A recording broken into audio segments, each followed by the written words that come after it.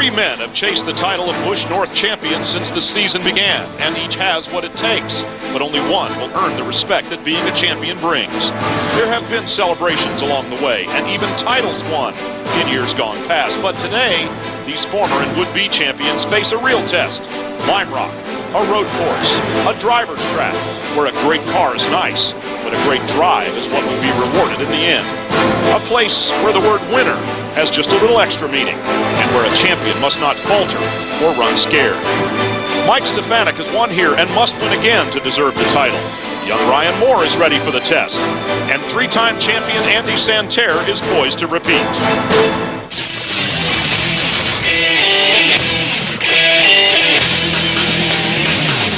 Only 2 races remain in the 2005 championship, the NASCAR Grand National Busch North Series, and 3 drivers are poised to take that title here today at Lime Rock Park in Connecticut.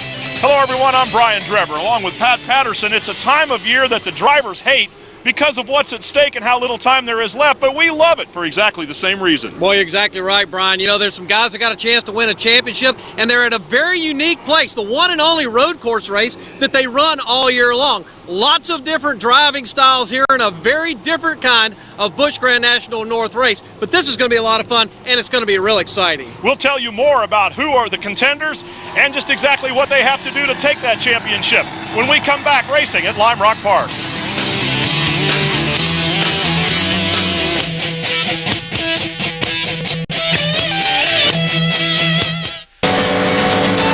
Well, Pat Patterson, as these 25 race cars roll out onto the track, Lime Rock Park presents a very different challenge for them than the oval tracks they've been racing on all year long. And I think that it's fair to say some of them love it, some of them don't, and the ones that do are starting up front. Matt Kobieluk will be on the pole alongside championship contender Ryan Moore, the youngster who has won races this year and, more importantly, been so consistent to show that he could be a champion.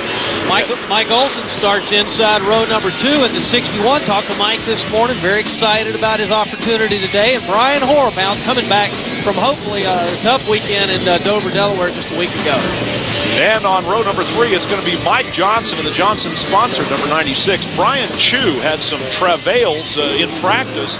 He had a problem with the race car. They changed gears in the rear end. They changed the entire transmission, trying to get a vibration out of the car. They think they've chased it, along with rebalancing the tires, and Brian should be good to go.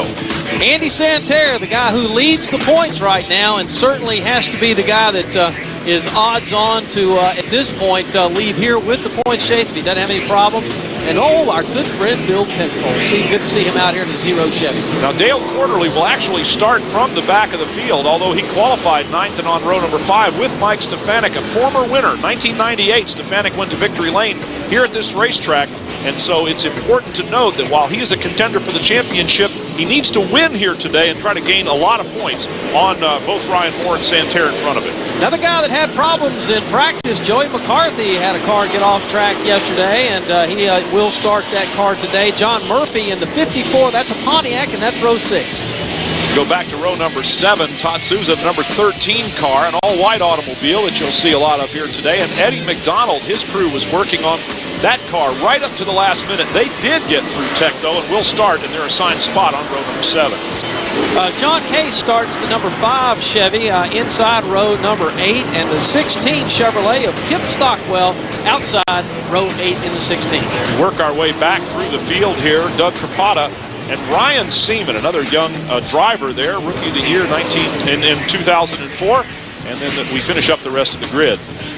Yeah, there's Jeff Anton in a Chevy and John Salami in a Pontiac. Joe Macessa, Scott Booley in row 11. That's the 09 and the 26. And Anthony DeMonte will start back with Lane Chase. These are drivers that had problems during the practice and qualifying. Dale Shaw will start alongside Quarterly back there in the very back. Quarterly, again, did not make it through the tech inspection prior to the start of the race. Those fellows were working on that car. They had it up on the stands. They had the bump steer gauge out. They were changing everything but the race car driver because he was under there doing most of the work. Yeah. This is a really different challenge for a lot of these guys. You obviously don't have your normal oval track kind of weekend, so while it's fun for them, it's real different. And being different sometimes means you're going to have some issues and problems. And just like you talked about, it looks like that Dale Quarterly will start back in the rear today. And he is probably one of the premier road racers in this series, Brian. And not only that, but double file restarts will happen and will look much the same. So Matt Kobieluk takes the field into turn number 1 for the first time, and with the favored position, he cranks it in just ahead of Ryan Moore. Everybody else has found a dance partner out there, inside, outside. They're going to try to fall in line. We should also emphasize that the track itself is fairly narrow as they go into turn number 2 here, coming out of Big Bend and heading uphill now for the most part to the top of the racetrack and then back down again to the finish line. Clean start, everybody gets away without incident. Kobieluk and Moore in that order, the 40 and the 74 car. Right now, what you want to do if you're driving one of these race cars, you just feel around. There's a 26 car. Yep. Even bigger problems for a couple more cars as the 2 of Lane Chase takes out, they have taken out an entire tire wall there, and the 32 of Dale Quarterly, one of the real favorites in this race, has erased a tire wall back in the S's section. The 38 car of Anthony DeMonte trying to get going again. The 2 also appears as though it will continue, but the 32 is not moving, and there's a lot of damage on the right side of that car. Yeah, we see the engine crank up. Dale's going to try to move it around the racetrack, but boy, he is going to be upset when he looks at that race car. And we were just talking about how hard they had worked to get the car ready, and he thought he had himself a great race car. And you know, by virtue of a replay, maybe we'll get a chance to see what happened there. But early on in this one, we were just talking about how critical it is to get that first couple of laps going and to avoid any kind of contact. Oh. That thing's a mess. Oh, that is going to be a serious problem. This was a race car that Dale Quarterly, 2-time winner here, had not used since last season. So they were in a bit of a scramble from the very beginning trying to get a car that was, he said they had to knock all the cobwebs and get spiders and bugs out of it and everything else before they could run it. And now look. And he has no earthly idea how bad his car is, because you see how hard he ran it down into turn 1 under caution? He's trying to catch back up to the field as to not lose a lap, but Dale has no, see, he can't even turn the car because he's got sheet metal rubbing against the front left tire, and there's no way that the toe in on the front's right, so. And he's got radiator fluid spewing out of the thing. It's now cooled off enough to where it's going to keep running. Here goes DeMonte's crew underneath the car, working on the Valance area, and the 2 car of Lane Chase also just backs into the picture there in that Hot Tubs and More Chevrolet.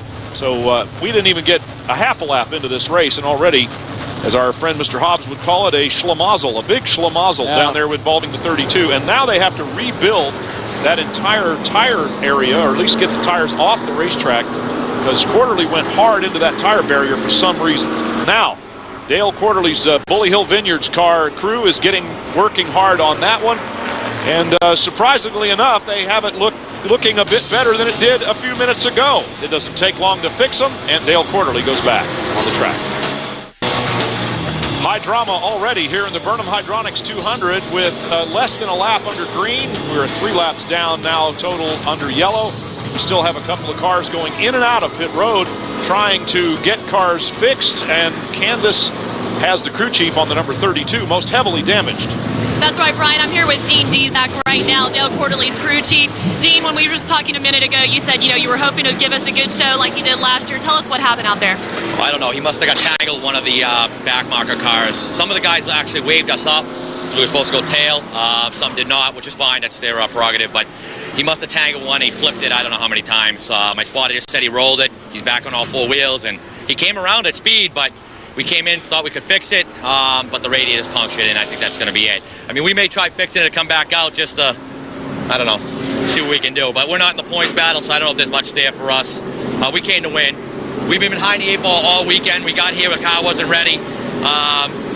We're just an underfunded crew with a great driver, a great team. If we could get some sponsorship, we could run and be competitive like we were last year. I mean, we were probably the most underfunded team to finish up front last year, and unfortunately this year the money didn't come through, and this is what happens. We just don't have the people and the manpower to get the cars ready when we need to. And we're just behind. We got through tech 15 minutes before the race, and we didn't even make a lap. Well, I know there's been a lot of hard work, a lot of great effort this weekend and today, working on the car up until right before the race started today, and I'm really sorry that it didn't work out for you. Good luck. Yeah, I feel bad for the guys. They worked really, really hard this morning. But we'll be back. Don't worry. Dale will see victory lane again. We'll be looking for you. Thanks, Steve. Thank you very much. Looks like we're going to get a start again here, too. Matt Kobieluk on the left, and the Mohegan Sun number 40, your pole sitter. Ryan Moore, the number 74, will start right next to him in that R.C. Moore Bill Dodge Chevrolet. They go under the bridge and into turn one. And once again, the first two bend it in just nice and fine. And all the way back through the field, no incidents in turn number one. The only incident we've had so far happened in the S's. Here they go into the second turn. And while these drivers make their bones turning left, there are, in fact, 4 major right turns and only 1 big left turn here on this racetrack.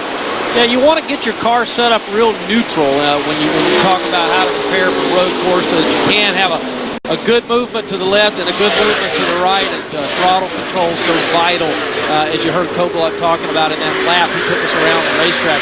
And these guys will use those rumble strips. You see them coming down right there. You'll get grip off the rumble strips, and it actually makes your car pivot a little more, but you have to be careful not to hit them in the wrong spot at the wrong time. And they'll use every bit of corner exit onto the front straightaway where the curbing ends. There's dirt where it meets pavement, and most of them will put the left front wheel right across where the 3 come together. A little racing going on there between these 3 guys. Looks like Andy Santerre getting around to 13 or getting with the 13. Well, the 44 car of Andy Santerre, the championship points leader, his number 1 absolute priority is to stay clean out there, keep all wheels on the racetrack, and not lose points. It's his championship to lose, not so much the others to win. I like Billy Penfold's car. We were just looking at the zero. They've got the flames on the front. Flames will make you go faster. We talked about that last week in Dover. That's true. Flames anytime on a race car makes the car faster. Bill Penfold is something of a road racing specialist in a way, and his best finish here has been 4th, so he's capable of running that car to the front. Another sort of underfunded, low-budget operation that comes out with just determined to do well. Bill Penfold had an off in the very first practice and kind of crumpled the nose up a little bit on that car, but the crew was able to fix it, and since then he's kept everything on the racetrack. Well, he did have one other little off-track excursion, looking for the edge. If you're looking hard enough, you'll find it. Bill Penfold was looking hard in practice and qualifying this week. Fearless, Billy Penfold. He is fearless. On the oval, on the racetrack, it doesn't matter. He'll run it off in there. That's right. He will run it off in there. Looking at the 40 car of your leader and pole sitter, Matt Kovaluk, the Mohegan Sun car, one of our presenting sponsors here. And then Ryan Moore, who has the most to gain by running up front.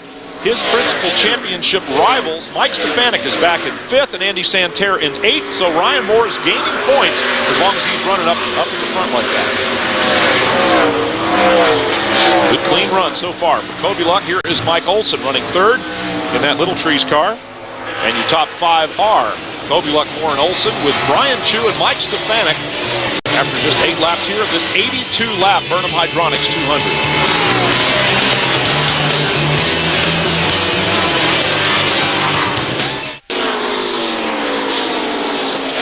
Right now, Matt Kovaluk and Ryan Moore pulling away. It's spreading out a little bit now. Olson with a gap back in 3rd. There you can see that the top 5 or 6 cars in this case are all kind of spread out around the racetrack. Nobody making a move now. They've got a good little breakaway going, if you want to call it that. They don't have to worry about anybody else. Here comes Brian Hoare now way over to the right side. He's got a problem. He's going down pit road. He may try. I don't know what lap. We're on lap 11. He may be pitting early. He may be pitting early to get some track position right now. He peeled off of there really quick, so they may have made that decision at the last minute. Let's see if it's just going to be a fuel stop or not. I see the gas man coming across the top, but 26 is off course. Booley, the car that had problems early, off. Just getting ready to go under the bridge. He'll have to turn that car around and then down the hill towards the start-finish line. Often the cars will go off on the other side at that very same point. They'll overcorrect and end up on the right. And I was trying to see if that was the leaders coming up on him or not. I think it was the 2 car. Yeah, exactly right. That's the 2 car. Also, there are the the leaders. Yeah. And now we're going to have lap traffic for the very first time. Here's a look at it way back in the back here. We'll see it from the bridge. And just lost it. Yep. And now the leaders have got to work around the lap traffic. Kovaluk, yep, is by. Ryan Moore is by. Booley going slow around the track. They've got the 2 car up in front of them. Still of lane chase. He moves over and lets him through.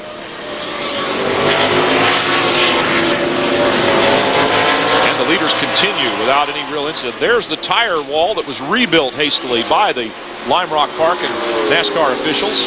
Our top 5 remains the same. that particular turn right there, one of the more interesting, as they come up the hill. They call it, Dale had a chance to ride around in a van with Dale Quarterly, who took some of the rookie drivers around. He kept referring to it as the wheelie hill, and anyone that rides a motorcycle knows if you're going to go uphill under power, the front wheel's coming off the ground. Well, the front wheel won't come off the ground on these race cars, but Quarterly has pictures of himself with all four wheels off the ground going up there. It really unloads the car, and it sets up a problem if you're not prepared for it. Well, we're getting close, Brian, to some pit stops, some regular scheduled pit stops about every 15 or so laps. So we'll look and see how the leaders are going to play this and who's going to go ahead and come in, maybe try to short pit and get a little track position here. But so far, the top 4 or 5 guys are all staying right together, and I suspect they'll come as a group. Well, Brian Chu is going for a position here, third against Mike Olson in that Little Trees yellow car up in front, number 61 car, the 99 of Brian Chu. Those guys have gotten really behind the first and second cars of Kobolek and Moore. They've dropped back a lot. Pretty big gap between the first couple of cars and this battle for third. Brian Hoare, who was in 6th position, went into pit, took fuel, and came out in 19th spot. So we'll be watching him climbing up through the standings, and he'll make a big jump, of course, when everybody else stops. They cannot go the distance here, 200 kilometers or 125 miles on a tank of fuel. They got to put some in. They do have, we should emphasize, 6 tires available for the entire race. 4 on the car, 2 in the pits. They can use extra ones if they have a flat or damage a wheel. Yeah, and the reason for that, in case it's the first time you're watching one of these races, is that these guys don't have the Jeff Gordon and Dale Earnhardt kind of crews with 12 and 13 guys and 2 tire changers for each pit stop and so forth. This is still economy touring racing for NASCAR, so they allow them to change only 2 tires at a time, so that they can keep the cost down of how many people they got to bring to the racetrack. Very impressed with how steady both of these two have run. Here comes Kobolek. Here comes Kobolek down pit road. So Ryan Moore will stay out and be the leader. He'll get points, of course, for leading a lap, and that's important for him anyway, as well as for Matt Kobolek, who's already done so. These guys are championship contenders, and we should also mention that while first place in the championship is mathematically available to a handful of drivers, every position is at issue, and some of them are very close, separated by as few as 2 points. Oh, yeah. I mean, you may not win this race, but you may be winning the race to be fifth, and that's something that goes throughout the series all the way back to the first, for the 20 top guys.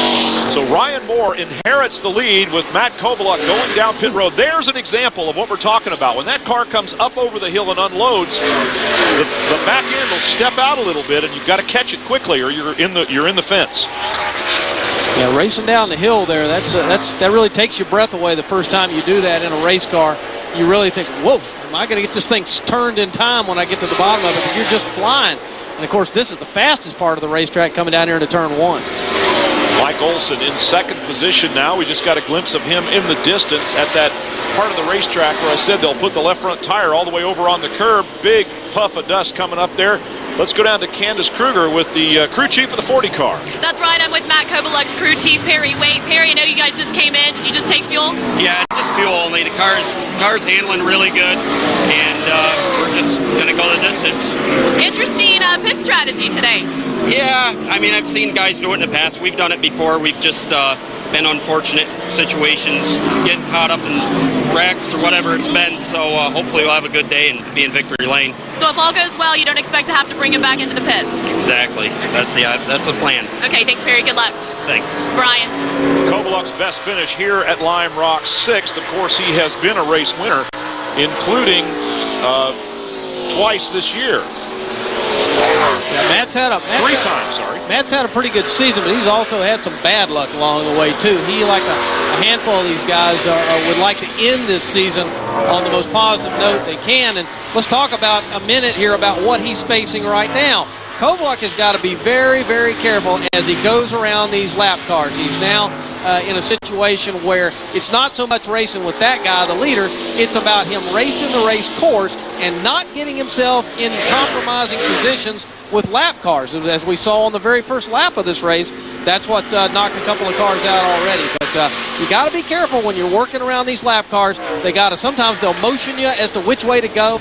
Other times you got to kind of guess. He's going to zig and I've got to zag so that I can get around, just like Ryan Moore's doing right now with Dale Shaw. Dale Shaw raced him pretty hard down here in the corner, too. Well, and it looks like he's going to move over to the outside and at least give Ryan Moore the inside line, but they go side by side, and Moore, discretion being the better part of valor, backs out of it there. He'll find a better or a different place, at least, to get around that number 15 car. Well, Dale's trying to stay on that lead lap and not lose a lap, so it's his right to race as hard as he can out there. Mike Olson's in the pits there, too, the 61 car. 61 car coming in for his splash of fuel. Go back out, and like Kobaluk, expects to go the distance now, having stopped for what is required, really, just by the distance of the race, and that is to top up that fuel tank. He comes off pit road. And one of the other things, and I'll refer several times to things that Dale Quarterly said when we were going around the track in a van. One of them, he said, when you come off a pit road, get with it. Don't ease out of there. You've got to come out of there like a house on fire, because these guys are coming real fast right next to you. Yeah, exactly right. Talk to Harry Norcross, Olson's crew chief. As we look for number 74, Ryan Moore's getting a push from the back of the 15 car. Once he did get around him, the 15 car gave him just a little nudge there as they went into the corner. And he's got to get it going fast, too, Brian. I mean, he really's got to get back on the throttle in a hurry and get over that quickly, because he does not want to lose any more time than he has to. That was a scary moment for a guy that's trying to win a championship. Another look at it here as the 15 car of Shaw. Yeah, Ryan Moore just lost his car. He actually locked his brakes up, and Dale Shaw, I don't think, touched him. I think Dale Shaw was just trying to hang on to give him room there, but Moore actually, I think, just flat ran into the corner too hard and got on his brakes too hard and spun himself around. I'm going to agree with you for two reasons, because number one, you know what you're talking about. Number two, there's no damage to either car, not a mark on either one. I'm going to say exactly that Moore got around him down the straightaway and then got a little too hot down into turn number one, had to check up hard, and then Shaw, was right behind him. He's coming to the pits now, too. It'll be interesting to see here, Brian, if they decide to go ahead and take two tires here, thinking, well, maybe we flat spotted these tires, which simply means that now all of a sudden you may not get the tire to handle as well as it did after you slid through some asphalt with the brakes locked up. Sometimes that'll damage one of these tires. See there, no damage on the back of the car, so I'm going to say there was no contact. He had returned to the racetrack in fifth position. Let's go to Candace Kruger. Okay, we'll get to that in just a little bit. Our new leader now is going to be Brian Chu, but he's now being passed by the number 61 car. So Chu is off pace a little bit while at the top of the standings. Mike Stefanik, the third of our championship contenders, running in second position. He has not stopped. Yeah, we're waiting for NASCAR scoring to relocate itself, which it does. Because we're on a road course, it takes a few minutes for it to get back up. Right now, it's showing Mike Stefanik actually leading the race right now. We'll wait and see when they all come by. There comes Chu to the pit area. Brian Chu into the pit area again. But we got another car off the racetrack, the 09 of Joe Massessa, Dr. Joe Massessa, off the track and in a compromising position. Fans enjoying a front row seat for that one. He's going to need to doctor up that right rear corner of the car there. Looks like he's got some damage. Maybe I think that happened on the initial start of the race. The pace car has picked up the field, and now it is going to pick up the leaders. He's waving those guys by. They're on the tail end of the lead lap. That's Anthony DeMonte in the number 38 car that's being waved by, leading the parade as he goes past. He's in 20th position. There is the leader, number 55, Mike Stefanik, and he is the man at the point right now. And his teammate Andy Santerre right behind him. And I assume that both of those cars have pitted already. They have not pitted, though. That's the secret right there, Brian. Those two cars are yet to pit, make their pit stop. So this is pretty timely for them. They're going to get to come in under the caution flag and probably go ahead and get their fuel. The top 5 cars have not yet pitted. Stefanik, Santerre, Penfold, McDonald, and Souza in the number 13 are the top 5 in our running order. They are the first 5 cars behind the pace car, but they have not yet pitted. Kobaluk has pitted. Olson has pitted. Hoare has pitted. We know that. Let's go now to Candace Kruger. Well, guys, Mike Stefanik, it looks like his crew is getting ready to give him some fuel. They're getting ready to bring him in as soon as they can. When I spoke to his crew chief, Jerry Babb, before the race, Jerry said that they feel like they have a car that's a top 3 or better. And he said, to be honest with you, Candace, we're going to stay out there in hopes of getting that lead lap to get those extra bonus points before we come in for the pit stop. So they did that, and now you should look to see them come in as soon as possible. Easing down pit road right now is the entrance, a very small and sort of short pit road. If everyone tried to come in at the same time, it really would be a scramble down there, but Stefanik has the place to himself at this point, it seems, and the crew's ready to go. Now, did Santerre come in behind him or not? They're going for tires. He stayed out. Tires on the left side of the car. And fuel, of course. Under caution, a little less hectic, you might say, although the crew guys are hustling around pretty good, just as though it were a green flag stop. Car's back down, and Mike Stefanik takes off. And a new leader is Andy Santerre, the championship points leader, is now also the first man on the racetrack. And our good friend from NASCAR, Al Robinson, just reminded me that Santerre, too, needs to stay out and get his lap leader bonus there for leading the lap. So that's the reason Andy's still out on the racetrack there. And, man, that's pretty interesting now. Really, you look at the top 3 guys in the championship chase, and they're right in the thick of this race. Well, and 5 points are very important. We also can recall that Andy Santerre's championship margin of victory was only 9. Yeah, so exactly right. So 5 points, very, very important for the title. He'll stay out, take the 5 points, then come down pit road. With any luck, it'll be under caution. I'll tell you what, these NASCAR Touring Series races, whether it's this series or the Grand National West Series, All-Pro Series, Modified Car, I mean, all of them seem like every year they come down to a couple, 3 guys, and it's hardly ever a runaway. You know, Al Robinson shaking his head here. It's hardly ever a series runaway where one guy is gone with 3 races left to go. You know, and you just got to salute the competitors and everybody that makes this happen, because it's always great theater, great drama, right down to the end of these races. We're only 23 laps into an 82-lap race, and you can be certain that we have not exhausted all of the drama yet. Here goes Andy Santerre down pit road, hopefully without drama. And he has collected his 5 points for leading. We'll have a new leader, and it will be Bill Penfold up front in the 0 car. His best finish here was a 4th in 04. A year ago, he was 4th in this race. There's Andy Santerre and his guys putting some fuel in on the right side while tires go on the left.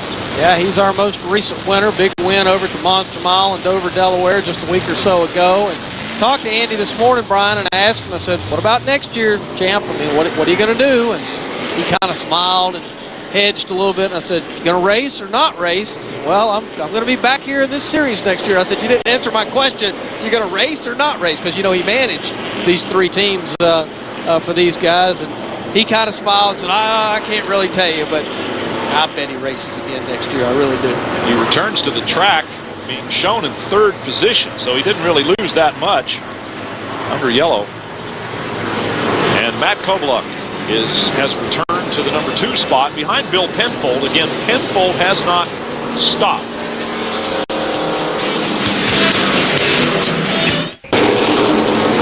For Matt Kobluk, he'll have a different partner alongside. He and Ryan Moore had a couple of shots at starting together, but now for the first time, Kobluk and Olson will be side by side, with Brian Chu behind Olson, and with the 45 car of Brian Moore just behind Kobluk, so it's a different mix as they go under the bridge, down the hill,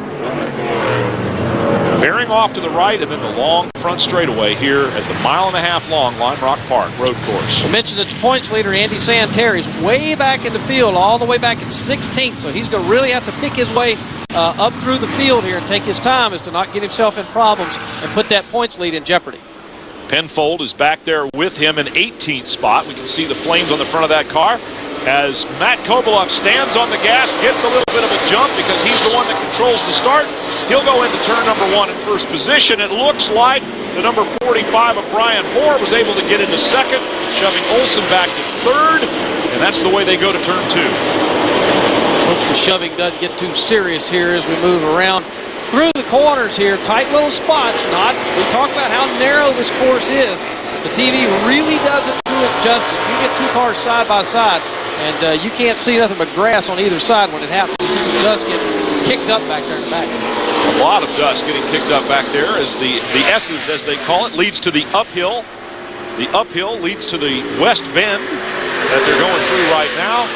Then it's downhill to the front straight. And you know, when you see that dirt fly up like that, you know, for a rookie driver, that might cause a little hesitation mentally. You're not sure if somebody's spinning out in front of you. But for veterans like these guys up front, when that dirt flies, you just drive as hard as you can right through it, because you know somebody has just got maybe a little tire off, just enough to kick it up to where it looks like something happened, but it really didn't. Mike Olson running in third position. Candace Kruger with the crew chief. That's right, Brian. I'm with Harry Norcross right now. Harry, tell us how the car is so far. The car's not too bad. We're just looking to keep the fenders on it and stay on the road, get to lap 80 and start doing some racing. It didn't look like y'all had a very good restart here just a minute ago. Is everything okay with the car? Yeah, everything's all right. We're just looking to get single file there on the restart so we didn't get bunched up and just keep riding. Okay, thanks, Harry. Good luck. Thanks. Guys. Sean Case back in fifth position. He has moved up rather nicely through the field, the rookie driver. There is the number 61 Little Tree's entry there with Mike Olson behind the wheel. Rotated it nicely through the corner, up the front straightaway again. Matt Kovaluk in the Mohegan Sun, number 40, is your leader. Brian Hoare, who was fast in 2 of the 3 practices, had quick time in practice, and then once it came down to qualifying, he ended up in 4th spot. But that 45 car was quick right off the truck, and it has continued to be so all weekend long. The 99 of Brian Chu moving up. We mentioned that he had changed gears in the rear end, looking for some sort of a clunking noise. We've got an off-track excursion here involving a couple of cars, one of them the 38 of DeMonte, if I'm not mistaken, that we have seen a few times already, including the first lap incident. They both returned to the racetrack with a cloud of dust and perhaps a hearty hi-oh silver. I got a feeling that's not what he said on the radio. It's the 26 of Booley again, who has really had his problems in Big Bend, they call it. Turn number 1. Just look like 2 separate things here. The 26 looks like he just lost it going around, and then the blue and white car right behind just kind of got mesmerized by it all, and he drove off the course too. Giving the leaders a wide berth. Scott Booley moves way over in turn number 2 to allow Matt Kovaluk and Brian Hoare to go through. These two in lockstep around the racetrack right now. They have left Mike Olson a bit further in the distance, and then even further back to Brian Chu and Mike Johnson, 4th and 5th place. Our 2 leaders shadowing one another.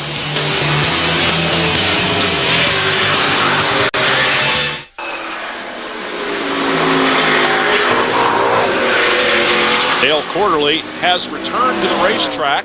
Just made a liar out of me and you, didn't he? 34 laps down, and to parade the Bully Hill Vineyards colors around Lime Rock Park. And we just got to look. Pass for the lead. Pass for the lead there. The first real pass for the lead is Brian Hoare indeed. Whoa! Oh, and gets it a little hot. Is he going to give it up again? No, he's able to hang on. He got it stopped and turned. So now Brian Hoare goes to the point with Matt Kovaluk in 2nd position.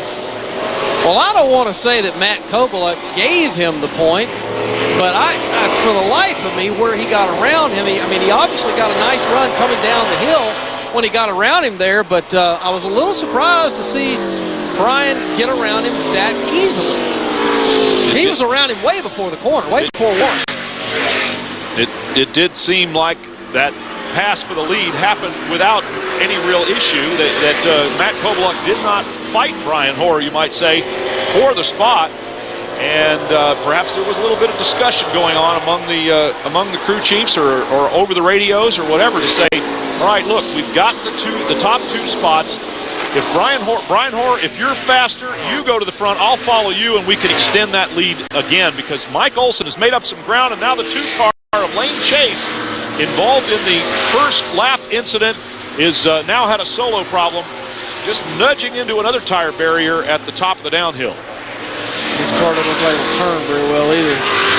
Got the right front wheel pointing east and the left front wheel pointing north. Well, and he's in a bad spot there. He needs to get that car over to the right side of the racetrack as quickly as he can, because, unfortunately, the leaders weren't anywhere near him right now, but he's got heavy damage to the front left end of that car. He'll creep down, and he's also got a wheel locked up. He can't turn it. That's probably going to get us a full course yellow here in a second. See the leaders? See them all coming down? And he's in a bad spot right there to be parked. There's your full course yellow coming out. And waving yellow in that spot preceded a full course caution, so we'll woe everybody down. It'll bunch the field. Here comes the pace car out in front of the Mohegan Sun number 40 of Matt Kovaluk, who recaptured the lead, apparently just before that incident while we were watching it. So Kobaluk is leading now, and apparently Brian Hoare was allowed to go to the front, lead a lap, pick up 5 points, and then they swapped spots again. Coming up the front straightaway, the pace car will duck on pit road, and Matt Kobaluk will take him to the green. Right there by that cones where the restart area is. There he goes. Stands on the gas, Kobaluk. Accelerating up through the gears, works to the outside to get a better line in turn number 1. Olsen drops into second behind him, Hoare into third. Around the outside comes the number 8 car of Joey McCarthy. His first appearance in the top 5 is going to be on this third restart. Yeah, wasn't McCarthy the one that drove it off into the corner and just barely could save his race car yesterday, right? Trying to practice for this race? In the second practice, he drove off into turn number 1, got into the fence, crushed the whole nose of that car back halfway to where the sponsor name is on the hood, and the crew, the NASCAR officials had already sent out a document that said he would not take qualifying and would start at the back of the field. Well, the crew of the number 8 Joey McCarthy car, that Tech Air Chevrolet, made liars out of him. They fixed that car. He got out, and not only did he take a lap of qualifying, he qualified 11th. 2 words for you. Duct tape. Duct tape. Right now, black duct tape. Looks like a great paint job in front of that car. Lots of dirt and dust flying as they come off the downhill onto the front straightaway. For the first time, we're back to green here. 44 laps, just past halfway in this 82 lap. Burnham Hydronics 200. How about Mike Olsen, man? He made a nice move on that move down into turn 1 on that restart, and got position on the 45 and closed right up on the leader. That was a really nice piece of driving for Olsen. Olsen is currently 5th in the championship. He's only 42 points behind Matt Kobaluk for 4th. So lots of these positions are still very much at issue. 185 points for a perfect race, meaning ride on the pole, lead laps, and win. Times 2 races, that means 370 points are available. There are more than enough points for each of these drivers to make changes in their position for the championship, including for the championship title. There is Mike Stefanik, 3rd in the points right now, and 8th on the racetrack. Ahead of him, it is Ryan Moore in the number 74 car, 2nd in the championship. And we've got another problem up in the S's. Guess who? Damaged car, the 06 this time, Ryan Seaman. I think Scott Booley right in the middle of it again. And Ryan Seaman's car pretty heavily damaged there. That 06 car, Seaman, best finish in Busch North Racing is 4th. His best finish here, 33rd. He'll better that because there are only 25 cars in the field. And Bill Penfold's coming in for left side tires. Let's say left side tire, only one. Got some good contact on that car. 06 has really hit something, and I'm thinking it was a tire barrier, but I'm not sure. So they'll bring that car down pit road too, Ryan Seaman. And you see they got to pull all that sheet metal away from that tire because he can't drive around this racetrack with that metal rubbing against that tire going left and right. In fact, it won't even turn. Matt Kobaluk, the leader in the number 40 Mohegan Sun car, in front of Mike Olsen in Little Trees, number 61. And Brian Hoare running 3rd in the 45. Chu and Johnson round out the top 5 up through the S's once again. And that's after 47 laps, well past the halfway mark here in this 82-lap race. This is the prettiest racetrack we do all year. And the prettiest racetrack in America. Tell you what, this is some kind of... you know Paul Newman was racing here this morning? Paul Newman, the actor, was out here racing this morning. And he does frequently race here at Lime Rock. I don't think he lives too far from here. He came out to enjoy a beautiful weekend of racing in his GT1 car, carrying the number 80, which is different from his car. Last year he raced here with a number 79. Whoa, our 3rd place runner there just got big time sideways. And lost a spot to Brian Chu. Back to Paul Newman quickly. His car was number 79 last year. That was equal to his age. He's in a car number 80 this year. I'm gonna have one. I'm gonna have a number 80 when I'm that age. I hope he makes it to triple digits and still racing. I'm just gonna paint it on the side of my Impala. I'm not really gonna race it. I wonder what happened to Brian Hoare there. I hope he doesn't have any brake issues. You know, you want to start this race with brand new brake pads because you're gonna wear them down fast. In fact, I was talking to Kelly Moore, Ryan's father, a long-time competitor in this business. He talked about the fact that he put some real big, thick brake pads on that 74. Hope these guys aren't running out of brakes, but this is about the time of the race when you better hope you've saved a little bit. Got a cone out on the racetrack, so that is going to be something that perhaps the NASCAR. Here comes Brian Hoare to retake the spot that he lost a few minutes ago. Caution's coming out. Got a car off down here. Yep, car off on turn number 1, facing the wrong way on the racetrack. So a caution flag is going to fly once again. They'll head back to the start-finish line, and Brian Hoare will perhaps return to 3rd position. Not sure if they'll credit him with that. He did make the pass into turn number 1, but I believe the caution had flown, so they may move him back to 4th on the restart.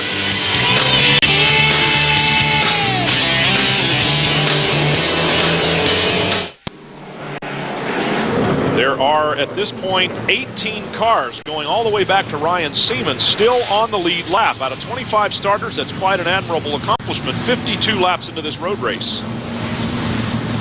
Well, let's see if Kobluk gets it going again. Now, there's a cone you're going to see over here on the left, and that signifies where he can restart. You watch when that car hops. He's right there beside that cone on his right-hand side. The noses come up. Matt Kobluk once again takes them into turn number 1. This time it's going to be Brian Chu. Whoa, big problem. The 96 of Johnson is a victim somewhat, apparently, of a little bit of contact in there. We had a big scramble up front. We got another car involved, the 61 of Mike Olson. That's Mike Johnson back there.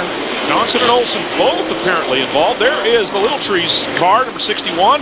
He's going to have to do some off-roading to get back onto the racetrack. He needs to calm down right now because he's trying to get his race car to hook back up to the pavement. Mike Johnson moves on. And when we go back and look at this on the replay, what you're going to see is Brian Hoare made the same move on Mike Olson as Olson did on him on the last restart, and that's what started the mess. Watch this right here. Watch the red car right behind the black car there. You see how Olson, the 45, dove to the inside, and Olson had nowhere to go. These guys checked up behind him, and that's what drop-kicked Mike Johnson out to the side there. And there's Mike Johnson is going to bring his number 96. Mike's having a pretty good race today. Down into the pits there, the Johnson Lumber Ford. They're going to have to do some cleanup on the front, but the bigger problem by far is on the rear of the car. They're going to have to bring it up into the air. Now they're going to drop it again, and they're running around trying to figure out just exactly what's going on. They definitely have a loose suspension part under the left rear of the car, so that side goes up instead. They get some jack stands under there before they get somebody underneath it to start working on it there. Well, if you had to write a book on restarts at a road course here at Lime Rock Park, you'd have to ask Matt Kobluk to author it because he has done a masterful job of taking the field to green every time, and we're going to see if he can do it again. Matt Kobluk in the number 40 Mohegan Sun car. Right behind him is Brian Hoare. On the outside, it's Brian Chu, who obviously has repaired all the problems he was having in practice. He drops into the number 2 spot. Hoare's getting loose. And Ryan Moore is right there, but we can all breathe again. Everybody got turn number 1 okay up front anyway. Boy, Brian Hoare would like to chew that other car up right there in front of him because, man, he just cut him off going into 1. Almost wrecked Brian the field. Hoare's loose all by himself on the inside. He's pedaling it hard, and he keeps it from backing out into the field. Brian Hoare just, I don't know. That's frustration. Gritting his teeth a little too hard. That's frustration. He got beat by Brian Chu going into 1. And just flat overdrove it, trying to make up spots right there. He got snookered coming off of 2 there, and just got behind and got frustrated. So the leaders continue. Brian Hoare does return to the racetrack, but he has lost a whole bunch of spots. And in fact is well outside the top 10 and in rolling slowly around the racetrack right now with that American Red Cross on the hood. And I'll tell you something, I hope we can get a shot of the rear of his car because I want to see if he got any help going around once we saw him go through turn 1 to see if anybody punched him because he may have gotten turned around back there. It may not have been frustration as I thought. There's a little bit of a dent on the left side. I don't see much on the rear, though. Ryan Moore was a car length or more behind him going into turn number 1, and it just looks like when we talked about Dale Quarterly said the car will only do one thing at a time, he was still turning and got on the gas, and it went around on him coming off of 1. Yeah, I think that's probably just a combination of bad things. But look at Brian Chu, man. Somebody told him there's a trophy at the end of this one. Brian Chu has done very well in this weekend, considering the problems that he's had through the course of the weekend. And his best finish here in 2002, he finished runner-up. He's running in 2nd position right now. Could equal that best finish if he stays where he is. But you know he wants to go up a spot. Tall order, though, against Matt Kobluk, who's been very good. And now the number 45 car heading behind the wall to the garage. What in the world? Whatever happened they've decided to call it a day. Maybe a mechanical problem on that car is what led to the issue coming off of 1 and into turn number 2. Let's go to Candace. Guys, like you said, you can see the crew is heading back over to the garage. Brian has a broken axle, so he has an early day today. Yeah, and that obviously occurred either on that restart when he went through the gearbox or shortly thereafter, one or the other, right in that first corner down there.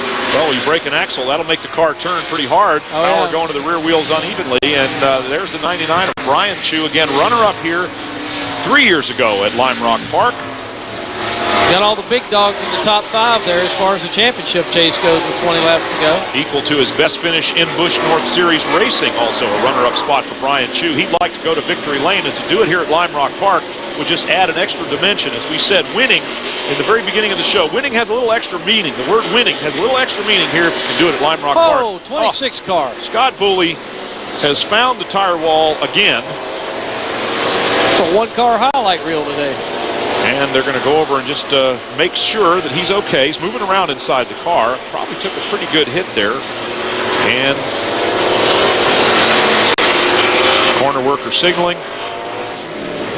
So the hard work by the lead cars that had opened up a little bit of a gap. Admittedly, some of that gap was opened up by the 45 car, the exit of the 45 car. When Brian Moore spun around there, it opened a gap in the field. It's going to close back up again.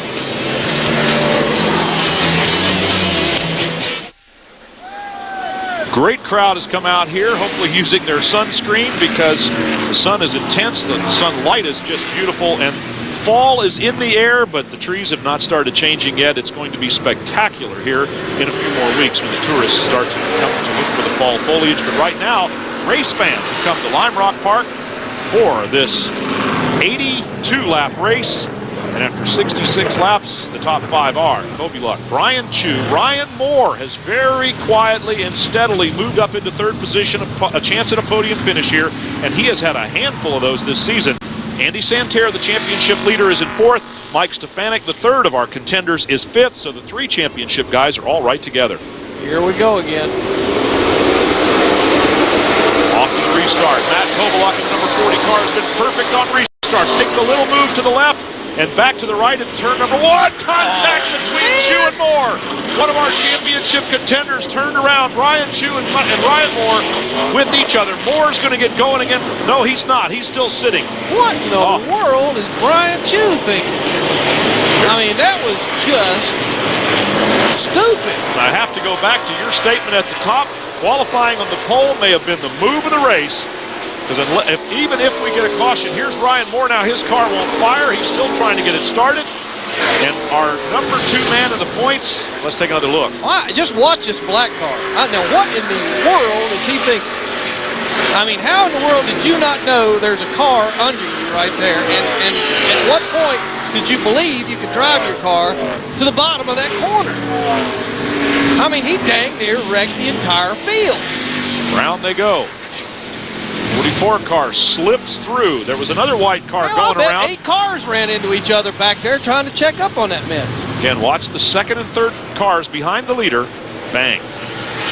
Have you got a mirror in the car? And what a beautiful job some of these drivers did. Slipping through the 13 car goes around. That was the other white car that got turned. I mean, here's the point, folks. You know, this wasn't the first time we've done this today. All right, we've already had 6 or 7 restarts, and there's no way in the world that this guy that was driving the black car didn't understand what we were getting ready to do in turn 1, and to make that kind of an aggressive move up there trying to get into that corner, you know, that's got championship implications right there. That guy right there is running for 2nd in the championship, and you just turned him around in the corner for no reason. Well, it's going to definitely cause Ryan Moore a much bigger challenge here, as he will go all the way back to the last car on the lead lap in all likelihood, or next to last car on the lead lap. And that would be 16th spot. The difference between 2nd place Andy Santerre and 16th place Ryan Moore is going to double the championship lead that Santerre had over the 2nd place car.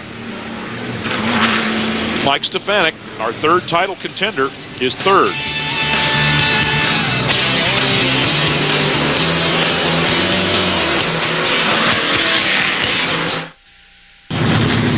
Matt Kobieluk has sure stayed out of trouble, and they won't have to lay one polishing cloth on that number 40 car because he has just kept it absolutely clean up front. Qualifying on the pole and leading all these restarts has definitely been the hot ticket here today. Yep, and you see here, Andy Santerre and Mike Stefanik. There's Ryan Moore coming to the pit road to check on his race car. You see Santerre and Stefanik have now gotten right back where they needed to be in terms of point finishes today. And it may boil down, this incident right here may boil this championship chase down to two teammates, Andy Santerre and Mike Stefanik, when we get to Thompson Speedway in a week. Well, it's going to be an interesting situation when we do get there, because for Ryan Moore, the very first thing that pops out at me when we look at the record, he would like to forget about Stafford, the opening race of the season, where he was given a 28th place finish. Aside from that, he has never been out of the top 10, and only 3 times total, 2 9th place finishes and that 28th place finish at Stafford, has he been off the podium. Top 3 across the board almost for Ryan Moore. That's the consistency that it takes to win championships.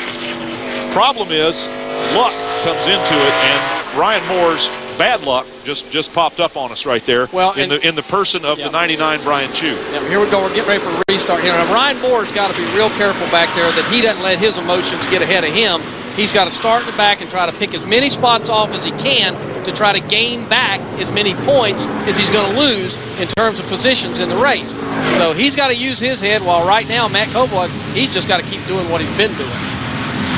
What he's been doing is perfect restarts. There's Mike Johnson, another car involved in an earlier incident. He's kind of at the tail end of the field and just sort of circulating. He's about 7 laps behind the leader, so he's not going to push his nose up into the middle of this race.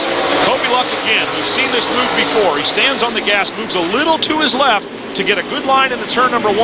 Side by side go the 8 car along with Stefanik, the 55, but they managed to get through okay. And it seems that, look at the lead that Kobieluk has. He has perfected this restart here at Lime Rock. Well, we've said it all day long. It's a very narrow race course, and there you see Eddie McDonald trying to work out in front of Joey McCarthy. And you just having that, being out front is just everything. And so far, Matt Kobieluk has ridden that one qualifying lap, maybe to a race win here today, just by virtue of Mike Olson got out of shape coming across the top of the hill in the yellow car. And just to gather it back up again on the downhill, Kobieluk picking his line as he can. He's out in front and can use every option there. He takes all of the racetrack on corner exit coming on the downhill out of West Bend and fires out onto the front straightaway, extending his lead by the slightest amount here. In second position is Andy Santerre, the championship leader in the number 2 spot. Santerre, the most recent winner, picking up the victory in the most recent race at Dover Downs on the Magic Mile. Santerre doesn't need to go to victory lane here today, but if the opportunity presents itself, he'll take it. Mike Olson running just behind him. Yeah, and I'll bet you if this yellow car challenges Andy very hard, Andy will probably let him have some room and let him go, because, as you just said, he doesn't have to do anything except run right where he's at and not get in trouble. There's the 13 car off the race course again. Well, that was Todd Souza who went off the course in that last incident. He was not able to drive through the melee. And it's like he got a right rear tire, or left rear tire down, right rear tire rather, down on that car. There goes Kobieluk throwing some dirt up in the faces of his adversaries. Here comes Olson to challenge for the number 2 position. And Santerre is not going to fight hard for it. He allows it to happen. And drops back into 3rd position. Behind him is Mike Stefanik, who is 3rd in the championship and 70 points behind Santerre. So a little breathing room between the 3rd and now 4th place cars on the track, the 1st and 3rd place cars in the championship. Interesting story, that car right there that you're just looking at, the 3rd and 4th place car, that's one team.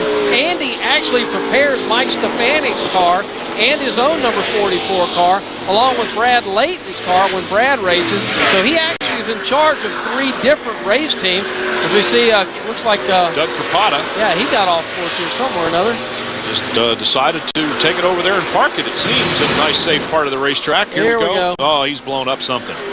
It looks like he was hard on the brake right there, or as you just said, something blew, and he's very fortunate that he got it slowed down. But the question is, will that bring out another yellow flag if he can't get that car started? and get it back to the pit area for service. A lot of smoke over there in that area from the 92 car of Doug Capata. Here's Matt Kovaluk out in front by a handy margin over Olson, who's just taken over the second position. Let's see if he has anything for the leader now that he has moved into that number 2 spot. Another little story about the Stefanik car is that his car was wrecked when they left Dover, and Brian Hoare's car was left. So Stefanik was going to take his car to the same body shop where Brian Hoare's car was already occupying a spot. So there wasn't any way to get that car fixed. He had to go back and take a short track car, turn it into a road race car. He wanted to use the car he had raced at Dover, but he couldn't. Caution is out again. Out again on the racetrack, and no doubt because of Doug Capata's number 92 car parked on the exit of turn number 1 over in the turn 2 area. And caution on lap number 74. That puts us inside 8 laps to go to the finish of this race. Matt Kovaluk's got to be thinking this is the 24 hours of Lime Rock right now. I mean, just every lap, he just cannot get these laps over with fast enough. He's had such a good race car all day, and we just keep getting hit by these caution flags. And you also have to wonder how many times he can go to the well of good luck on these starts, because while he's done everything exactly right, there's always something that might happen. How many times will the clutch take it? How many times will the transmission take it? How many times? Well, we know the brakes are probably fine, and in fact, they're getting less of a workout than you would expect because of all the cautions. But something that has not gone wrong yet could go wrong in these last 8 laps or the next time they start.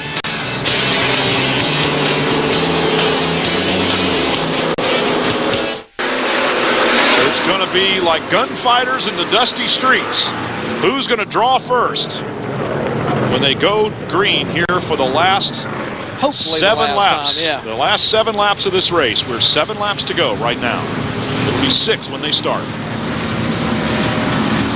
Tail end of the field, some damaged cars, while there's very fresh-looking cars up front.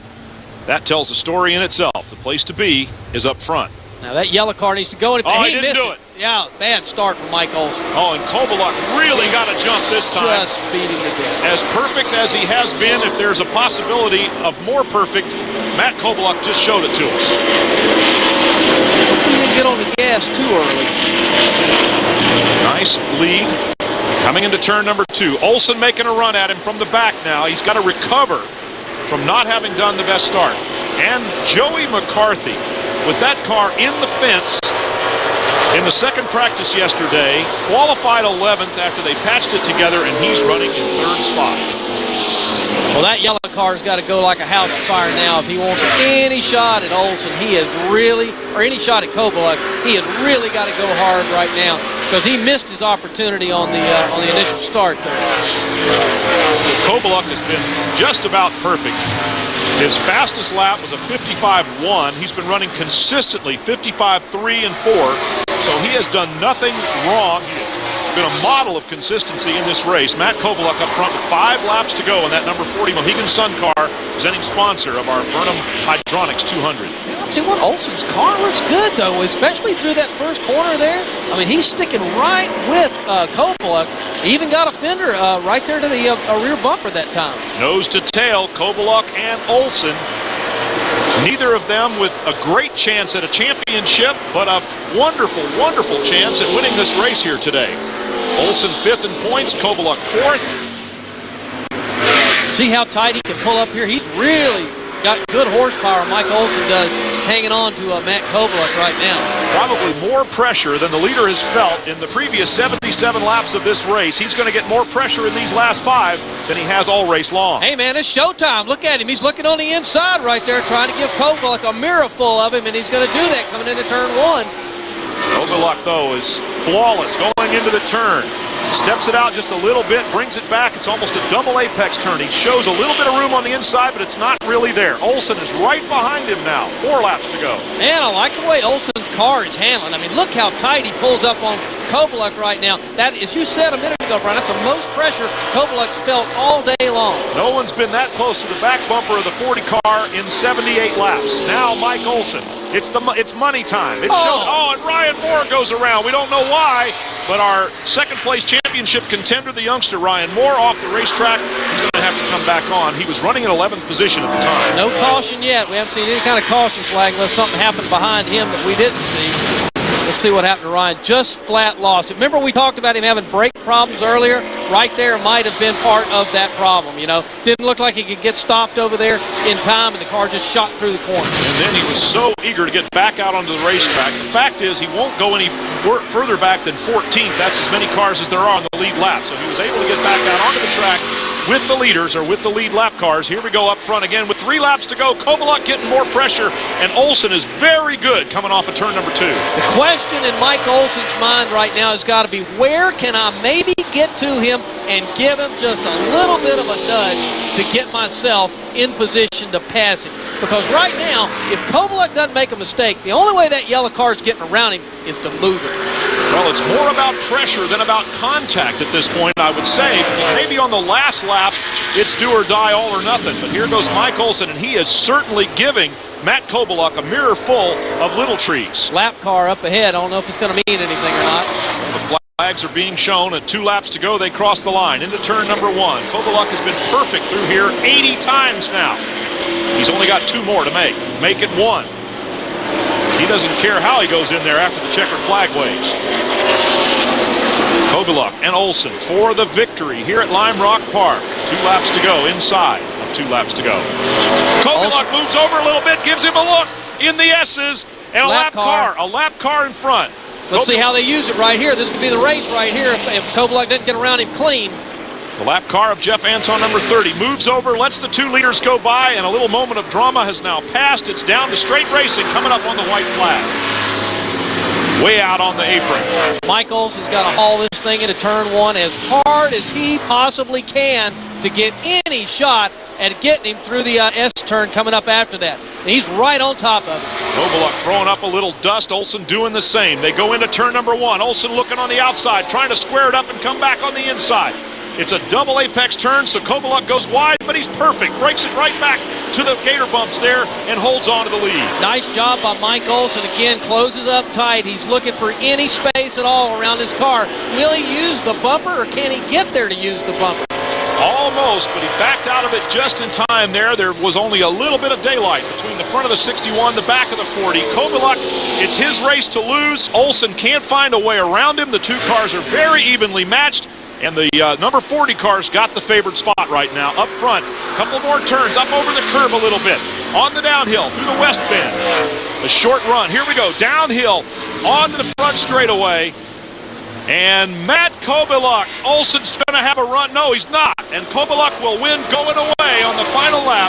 Matt Kovaluk and the Mohegan Sun, number 40, wins the Burnham Hydronics 200 here, picking up his 4th win of the season.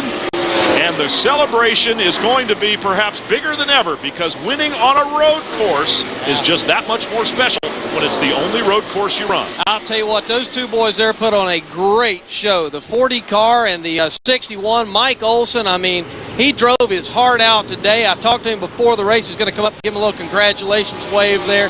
And great showing for that little trees car today. And for the record, Joey McCarthy in the number 8 car, he goes from the outhouse to the penthouse, didn't even look like he would be able to start the race, to a 3rd place finish. Joey McCarthy in the 8 car coming up to receive some congratulations and offer them as well. Well, congratulations are being offered through the window of the now parked number 40 Mohegan Sun. Entry and Matt Kovaluk inside enjoying a little bit of a drink while the celebration festivities are ready for him to climb out of the car. His family is moving in alongside as well. And I have to say, Pat Patterson, that while we had a lot of sort of superfluous drama early in the race, the real drama came down to the last 5 laps, and Kovaluk was once again perfect.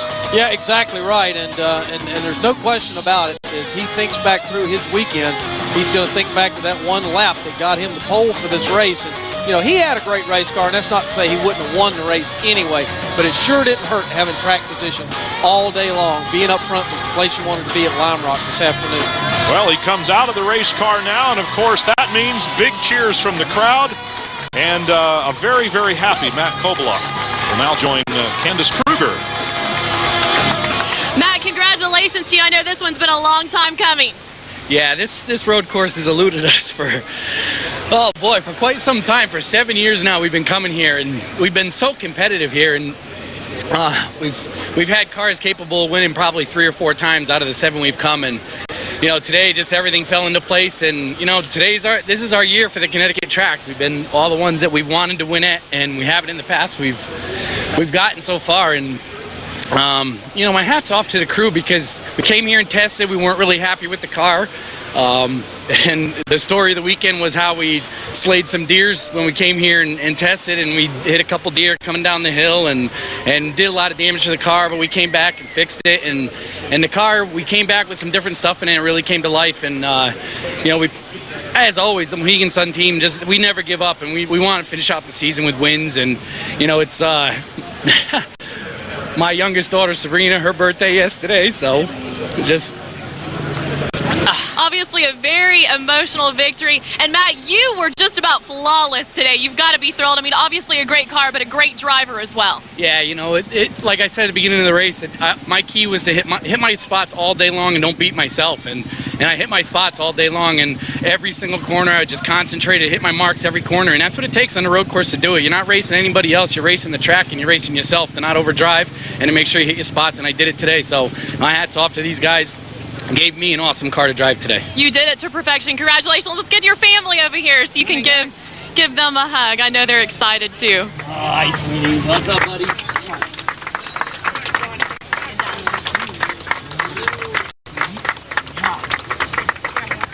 Tell me that big dog. Well, there's a moment to savor Matt Kobluk's best performance here at Lime Rock Park. In 2001, he was 8th, 2002, 6th. He made a big step towards the top here today. You've been watching NASCAR Grand National Busch North Series racing on Speed. I'm Brian Drever. For Pat Patterson and Candace Kruger, so long from Lime Rock Park, where the winning driver was Matt Kobluk in the number 40 Mohegan Sun, winner of the Burnham Hydronics 200.